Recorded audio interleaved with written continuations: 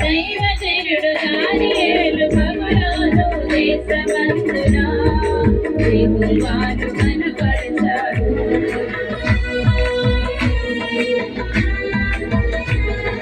దైవజనుడు దానియేలు బబులోను దేశమందున యెహోవాను కనపరచాడు. మన దేవునికే తప్ప అన్యమైన ప్రతిఫలము